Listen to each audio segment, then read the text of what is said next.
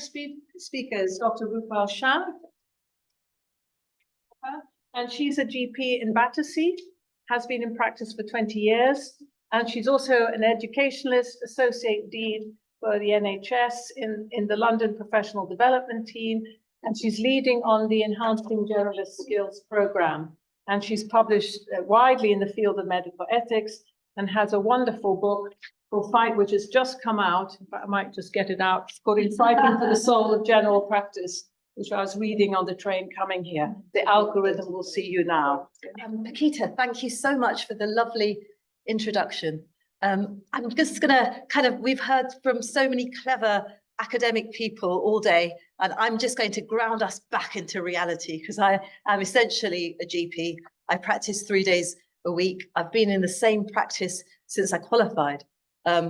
So yeah, I've kind of seen things change over those years. I've had relationships that have lasted, you know, a long time now. I won't say exactly how long maybe, but you know, this is where I'm grounded. And a disclaimer as well, my relationship with, find it really ironic in a way that I'm standing here talking in a conference about AI. My relationship with computers started when I think I was 7, and my dad had organized for me to go to a summer day camp place, Camp Beaumont.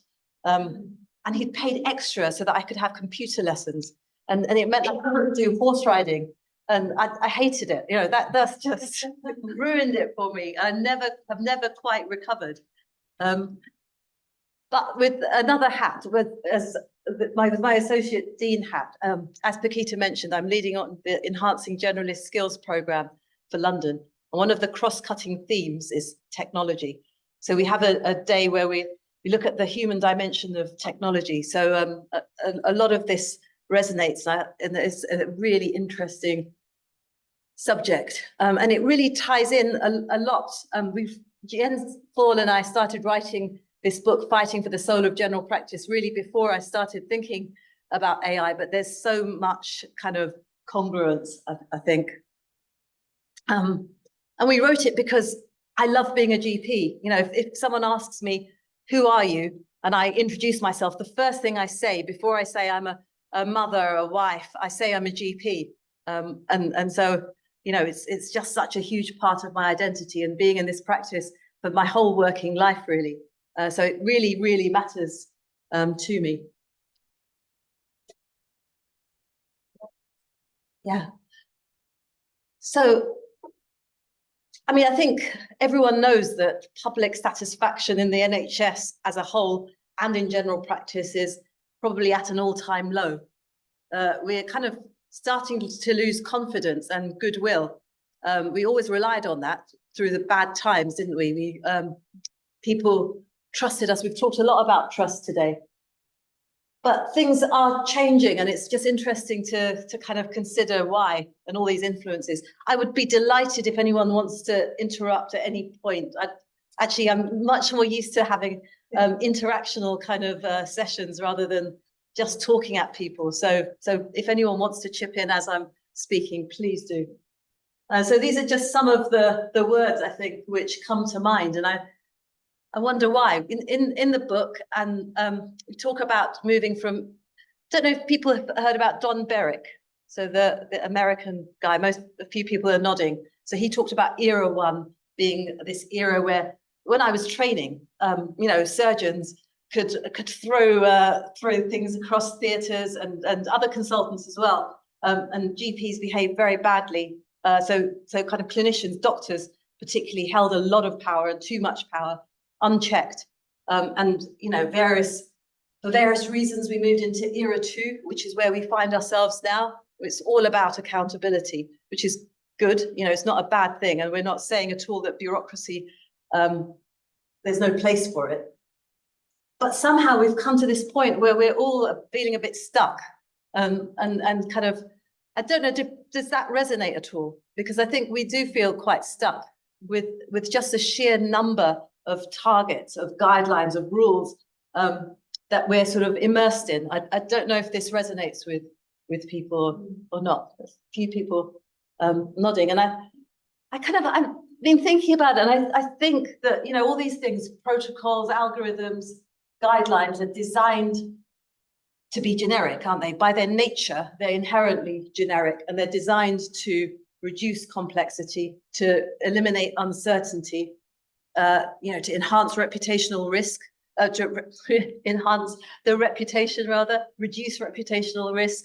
But is that real life? I think as a, you know, as a GP, I would say really, really it isn't. It's just not. And we're constantly in a kind of predicament where the prevailing discourse is really about sort of following rules and guidelines and protocols and pathways, but people don't fit into these pigeonholes very neatly. We're trying to categorize constantly, and you know, not always doing good in the process. Anyway, sorry. I'm just going to give you a few examples. These aren't real people, but they may as well be, because it's just to illustrate why I think real life doesn't work very well with these sort of risk reduction tools. 55-year-old woman, refugee from Afghanistan. So she could be seen with an interpreter, if we're lucky, probably language line. Again, if someone can be bothered to make the call, to discuss pain management with a GP she doesn't know. She complains of widespread body pain. And so she's offered the choice of ibuprofen, paracetamol, physiotherapy, and she's signed off work. And that's kind of the end of that encounter. Except we all know it isn't, is it? Imagine all the repercussions, you know, because we'll also, perhaps someone else, another colleague will see her son who's suffering because his mother is depressed and in pain. Perhaps someone else will see her husband. You know, society is deprived of what she could offer. We're sort of very reductionist. So this woman is not well served by the kind of pathway of painkillers, physiotherapy, and being signed off work. Miss T, 25-year-old, emotionally unstable personality disorder. We like to code things, but it's very difficult to code nuance, isn't it? So we've got an alert which comes up when as soon as you click onto her computer records, she's aggressive, she's impulsive. There's also a code hidden somewhere, which is in past medical problems as a minor problem of childhood sexual abuse. And so she's sort of referred because she's impossible, and we find her very difficult, and she doesn't have a relationship with anyone in particular. So she's referred to the CMHT, who don't want to see her, but they see her once or twice before the whole thing unravels and she doesn't attend or she's discharged. But she ends up on quetiapine, which is just ongoing with no kind of end date in mind. And you know, antidepressants don't work for her. And she's kind of lost, and we do try to recall her for her annual mental health review, but somehow, for some reason, she doesn't respond to the texts.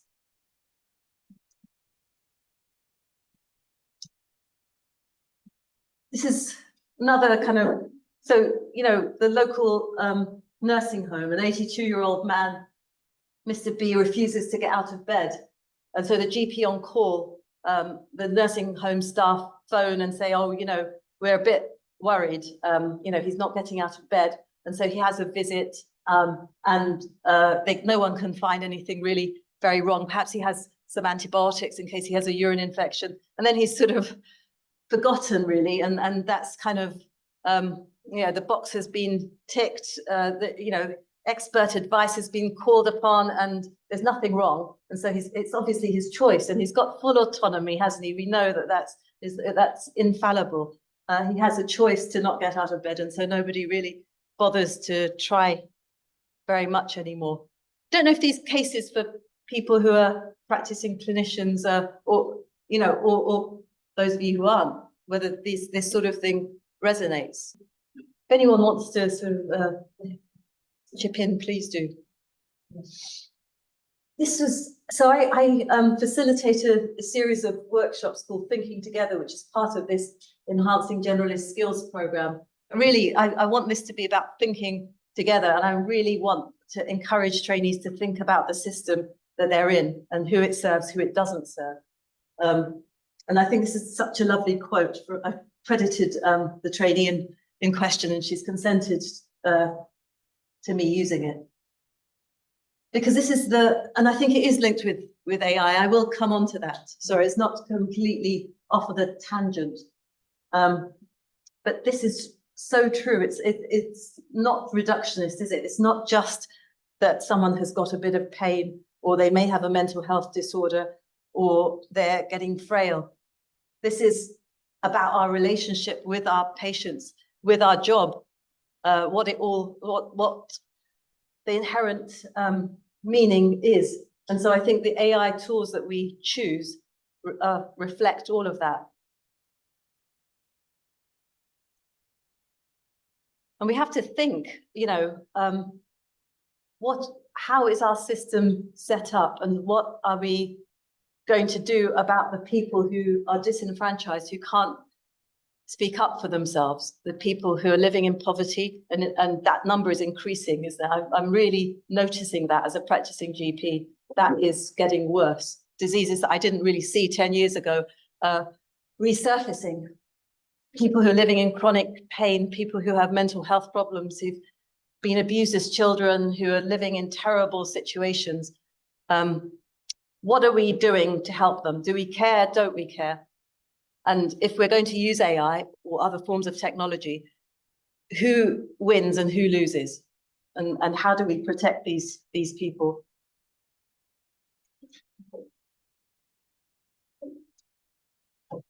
This is a screenshot that Jens, my friend and co-author, so this is real. You type, and I think it's the same with the EMIS that I use. If you type in suffer, you can't code these things, can you? And so there is no pathway. There's a lovely quote I found from Iona Heath. A profound problem is that the map of biomedical science only roughly matches the territory of human suffering. And therefore, technologies which are predicated upon categorization and upon things having a linear path, and that don't take into account the ripple effects on everybody else who's affected and who's involved in the story, are perhaps not fit for purpose. And that's not to say that we shouldn't use AI. I think, of course, AI is here to stay and could be incredibly useful, but it just depends what you think you're trying to achieve with it and who you're trying to help.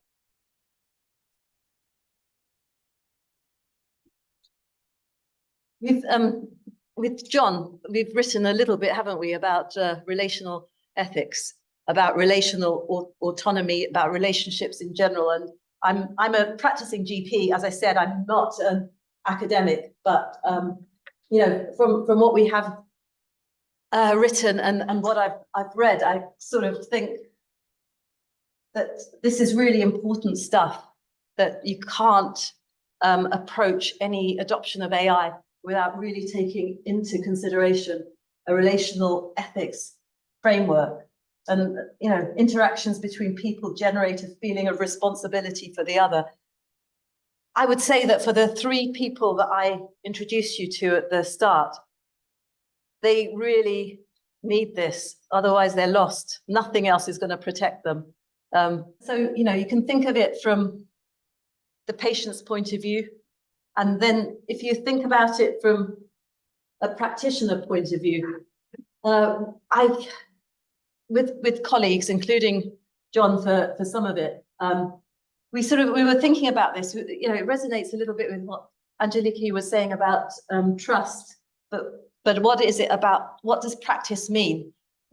Because that kind of nature of practice and the purpose of what we're doing determines how technology is going to feed into this. So we thought, well, you've got kind of, on a basic level, you've got clinical skills, and everyone knows that you need to have some knowledge to have any kind of epistemic authority. And then you can have, these are generic skills. And so at medical school, you can be taught generic communication skills, how to elicit ideas, concerns, expectations, summarize, check understanding. That's fine. This is sort of generic skill set. Then if you kind of go into the individualized skills, which is, I would say that, this is at the core of it, because all our protocols, algorithms, and guidelines, and therefore a lot of technology, a lot of AI that's being used at the moment is generic, and it's kind of, by nature, it's generic. But the kind of essence of what we do and what we bring above and beyond is sort of the ability to notice nuance, to notice what makes someone an individual, all those kind of little subtleties. So this feels very important. So we thought, well, if you think about that from a clinical perspective, again, kind of resonating, I think, with what you were saying, Angeliki, individualized evidence-based practice. So I might think, well, what are the numbers needed to treat? If I'm going to recommend a statin to a 90-year-old, I really need to know, what am I doing here? What am I hoping to achieve? How many people like this would I have to treat in order to prevent one death, one heart attack, one stroke? And what are the kind of problems? What side effects? What ills might I be introducing?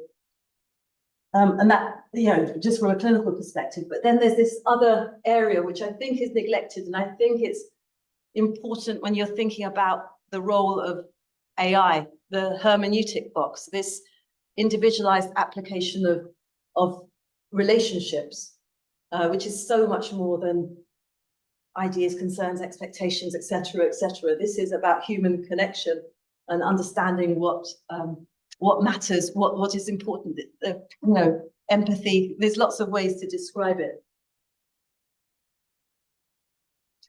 So these are some of the things which we thought fed into the hermeneutic window.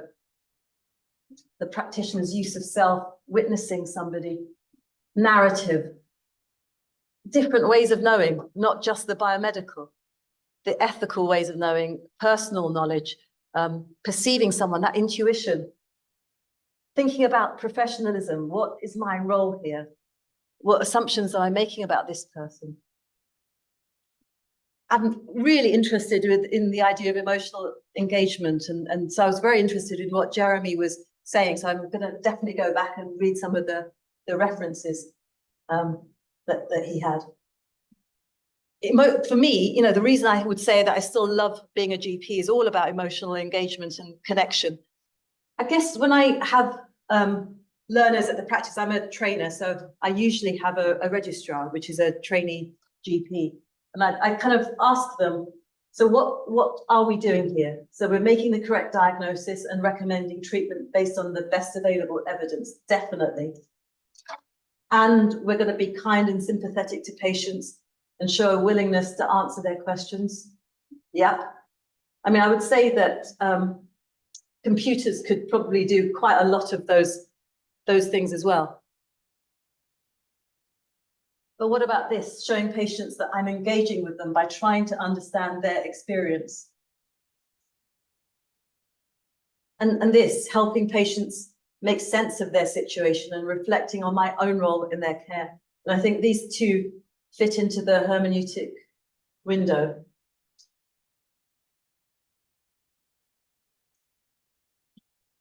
And I think it's important because if we want to retain any staff in the NHS, kind of having this reductionist sort of mindset, which discourages critical thinking, discourages creativity, I think leads to attrition. So I think if you want to retain staff and improve morale, there has to be some kind of discourse about this. I think Karl Marx talked about alienation as arising from a lack of agency and a lack of meaning and purpose. And I think that those things apply, unfortunately, quite widely in the NHS. We don't feel that we have much agency, and the meaning of our work is kind of suppressed by all the distractions and all the things that we have to achieve to show that we're still worth keeping on. We do want to embrace AI, but it needs to further these goals. I can think of lots of ways it could be incredibly useful to me as a practicing GP. If, for example, this, Miss T, who had the emotionally unstable personality disorder, if I could say, instead of trawling through the notes and trying to find out exactly what happened, because I know I've got this feeling that that I know something bad happened. If if the computer could do that for me, extract relevant information for me, that would be incredibly useful. If it could flag to me that this person, have you thought that they might have had adverse childhood experiences based on this presentation? That would be very useful. There's lots of, I mean, that's just a couple of very short examples, but sorry, I'm overrunning. I'll just leave you with this picture. I think, will your boss be an algorithm? I mean, in the end, it's up to us, isn't it? We make those decisions, and it depends on what we value. I think Eric Topol said, I'm paraphrasing, but he said something like, if you can be replaced by a computer, then you deserve to be.